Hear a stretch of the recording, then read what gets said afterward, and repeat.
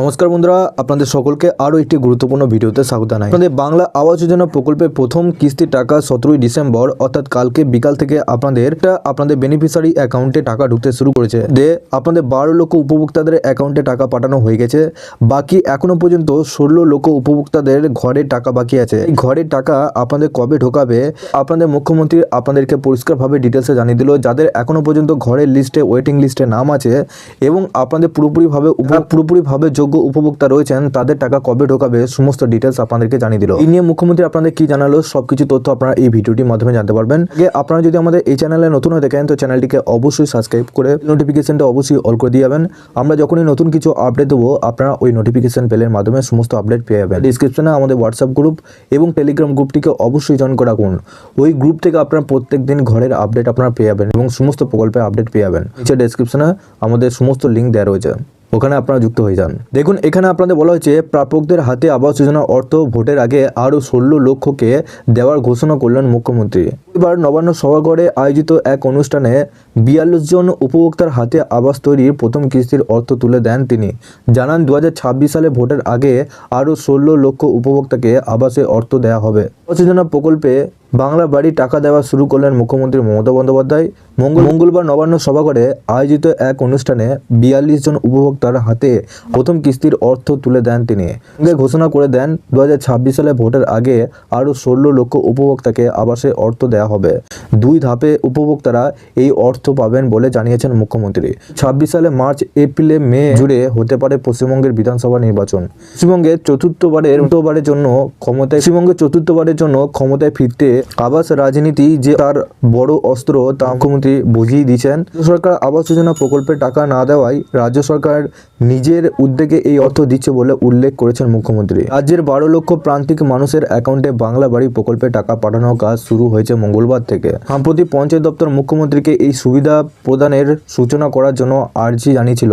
মতো মঙ্গলবার 21টি জেলা থেকে মোট 42 জন উপভোক্তার হাতে বাংলা বাড়ি প্রকল্পের টাকা তুলে দেন মুখ্যমন্ত্রী নিজে। মোট 1,20,000 টাকার মধ্যে প্রথম কিস্তির একজন উপভোক্তা পাবেন 60,000 টাকা।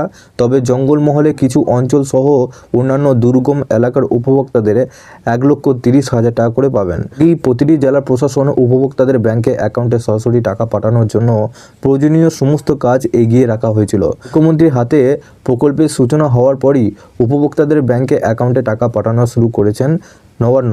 পঞ্চায়েতের দপ্তরের সূত্রে খবর, বাংলা বাড়ি প্রকল্পে উপভোক্তাদের অর্থ দিতে জেলাগুলিকে মোট 6,500 কোটি টাকা পাঠানো হয়েছে।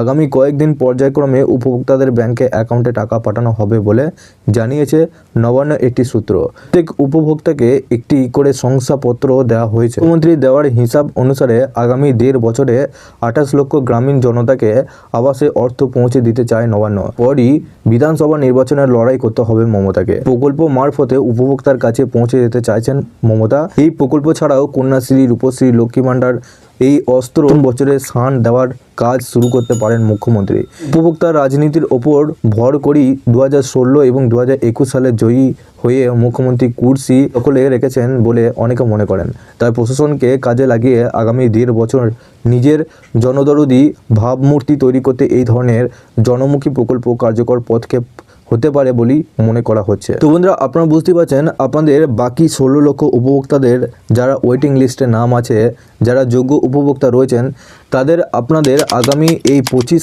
শেষ দিক করে এবং মাঝামাঝি করে আপনাদের 2টো কিস্তির মাধ্যমে আপনাদের 16 লক্ষ উপভোক্তাদের অ্যাকাউন্টে টাকা পাঠিয়ে দেবে।